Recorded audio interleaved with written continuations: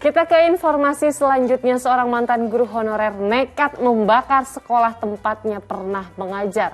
Tindakan nekat pria itu dilatar belakangi sakit hati gaji yang tidak kunjung dibayar. Pria ini harus melanjutkan sisa hidupnya di usia senja di balik jeruji besi. Mantan guru honorer ini ditangkap polisi karena berbuat nekat membakar ruangan SMP di Ceklet, Garut, Jawa Barat, tempatnya dulu mengabdi. Tersangka tidak bisa mengelak karena perbuatannya terekam kamera pengawas milik warga yang berada tepat di depan sekolah. Tersangka terlihat berupaya membuka gerbang sekolah pada saat kejadian 14 Januari lalu. Ruang guru dan sejumlah dokumen penting ikut terbakar. Kepada polisi, pria yang ditangkap 1 minggu pasca kejadian mengaku sakit hati. Gajinya saat bekerja sebagai guru tak kunjung dibayar.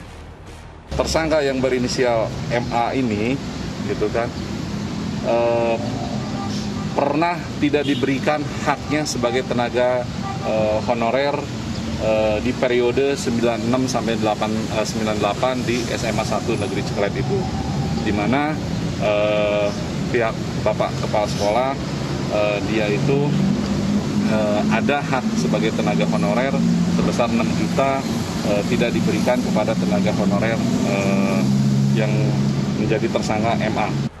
Selain menangkap tersangka, polisi menyita sejumlah barang bukti seperti bahan bakar minyak, korek, dan peralatan komputer.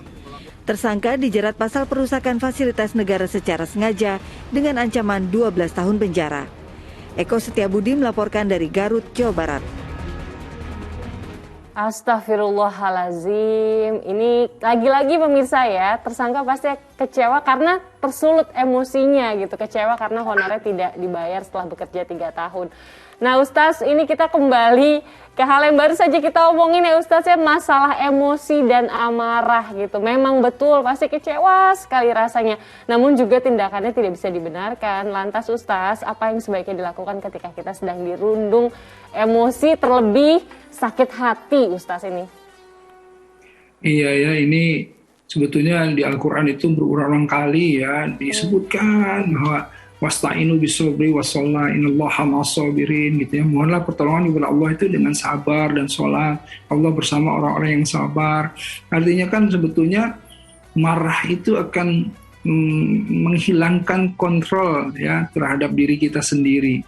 Di orang yang marah itu sebetulnya dia tidak berkuasa terhadap dirinya sendiri.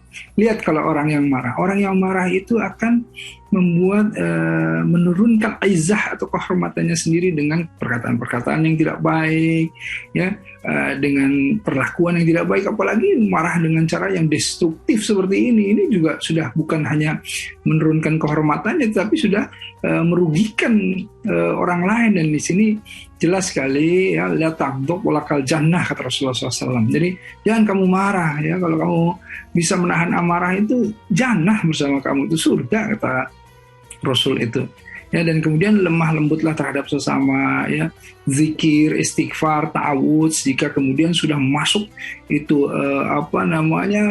amarah itu di dalam dada itu ya, segera langsung istighfar, segera langsung ta'awudz gitu ya. Dan menahan amarah ini tentu menjadi harus dilatih setiap hari, karena setiap hari itu pasti ada yang membuat kita marah. Iya, pasti nggak ada ya tiba-tiba sehari ini lolos gitu ya, pasti ada yang membuat kita kesal, kecil atau besar. Nah disinilah kita latihan terus.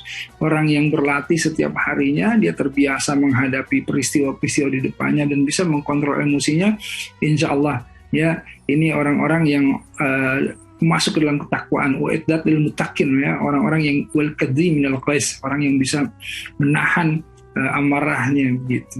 Insya Allah, makanya menahan amarah itu pahalanya gede ya Ustaz ya, karena emang gak mudah. Harus memiliki kontrol diri dan selalu ingat. Kalau perlu zikir terus Ustaz, mungkin ada gak sih Ustaz beberapa cara yang bikin kita pas lagi marah tuh bisa lebih reda? Zikir kali Ustaz ya, selain itu apa lagi Ustaz?